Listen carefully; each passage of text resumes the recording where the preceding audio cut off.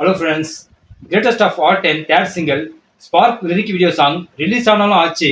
இவனோட மியூசிக்கையும் தளபதியோட யங் லுக்கையும் வச்சு மீம்ஸும் ட்ரோலும் போட்டு கலாச்சி தள்ளிட்டு இருக்காங்க நெட்டிசன்ஸ்.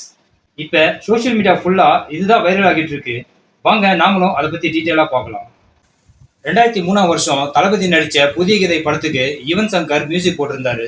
அதுக்கப்புறம் 21 வருஷம் கழிச்சு கிரேட்டஸ்ட் ஆஃப் ஆல் டைம் படத்தில் யுவன் மியூசிக் கம்போஸ் பண்ணுறாரு. அதனால கிடைச்ச சான்ஸை மிஸ் பண்ணாம யுவன் சங்கர் வேற லெவல்ல மியூசிக் போடுவார்னு தளபதி ஃபேன்ஸ் எல்லாருமே எதிர்பார்த்தாங்க. April 14 GOAT movie first single whistle போடு சாங் ரிலீஸ் ஆச்சு. நான் ரெடி சாங் அளவுக்கு ஹிட் ஆகலனாலும் ரசிகர்கள் ஓரளவுக்கு வரவேற்பு கொடுத்தாங்க அந்த பாட்டுக்கு. அடுத்து June 22 GOAT movie second single சின்ன சின்ன கண்கள் மெலடி சாங் ரிலீஸ் ஆச்சு. இந்த சாங்கும் எதிர்பார்த்த அளவுக்கு வெற்றி அடையில, ரசிகர்களுக்கு ஏமாற்றம் தான் கிடைச்சது. இத்தனைக்கும் இந்த ரெண்டு சாங்கையுமே தளபதி அவரோட வாய்ஸ்ல பாடியிருந்தாரு.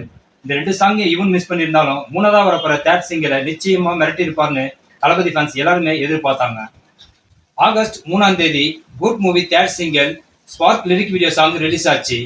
இந்த சாங்கும் ரசிகர்கள் எதிர்பார்த்த அளவுக்கு இல்லை, வியூஸும் அந்த அளவுக்கு வரல. இந்த தேர்ட் சிங்கிளை கேட்டதுல இருந்து யுவன் சங்கர் ராஜா மேல தளபதி ரசிகர்கள் எல்லாருமே செம கடுப்புல இருக்கிறாங்க. கிரேட்டஸ்ட் ஆஃப் ஆல் டைம் படத்துல யுவனோட மியூசிக் சுத்தமா எடுபடல. அதனால ஸ்பார்க் லிரிக் வீடியோ கமெண்ட் செக்ஷன்ல பாத்தீங்கன்னா எக்கச்சக்கமான பேரு ஈவன் தான் இந்த படத்துக்கு main villain, even music best, even பெஸ்ட்னு அவர் மேல கோபமா கமெண்ட் பண்ணியிருக்காங்க. சரி, மியூசிக் தான் இப்படி சொதப்பிடுச்சுன்னு பார்த்தா அந்த பாட்டுல வர தளபதி ஃபேஸை பார்த்து எல்லாருமே ஷாக் ஆயிட்டாங்க. ஏன்னா தளபதியை யங்கா காட்டுறதுக்காக யூஸ் பண்ண டிஏஜிங் டெக்னாலஜி ரொம்ப முக்கியம் இருந்தது தான் அதுக்கு காரணம். இத்தனைக்கும் வெங்கட் பிரபு அமெரிக்காவில் இருக்கிற பெரிய கம்பெனியான ஓலா விஎஃப்எக்ஸ் கிட்ட தான் இந்த டிஏஜிங் ப்ராஜெக்டை ஒப்படைச்சிருந்தாரு. அந்த ஓலா விஎஃப்எக்ஸ் கம்பெனி பார்த்தீங்கன்னா அவெஞ்சர்ஸ், கேப்டன் அமெரிக்கா மாதிரி பெரிய பெரிய படங்களுக்கு டிஏஜிங்கும் சிஜி ஒர்க்ஸ்லாம் பண்ணி கொடுத்துருக்காங்க.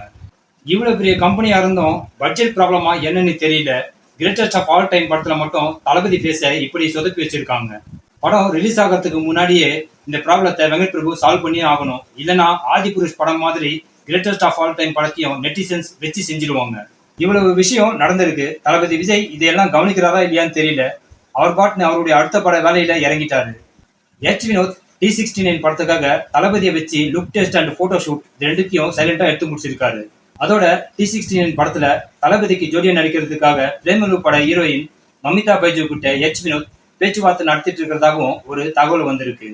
கிரேட்டஸ்ட் ஆஃப் ஆல் டைம் ரிலீஸ்க்கு அடுத்து T69 படம் பத்தின அபிஷியல் அனௌன்ஸ்மெண்ட் வரத்துக்கு வாய்ப்பு இருக்கு. Okay friends, greatest of all time third single உங்களுக்கு பிடிச்சிருக்கா அண்ட் தளபதியோட லுக் எப்படி இருக்குங்கிறதையும் கமெண்ட்ல மறக்காம சொல்லுங்க. நெக்ஸ்ட் வீடியோ சந்திக்கலாம். ஓகே, தேங்க்யூ, பாய்.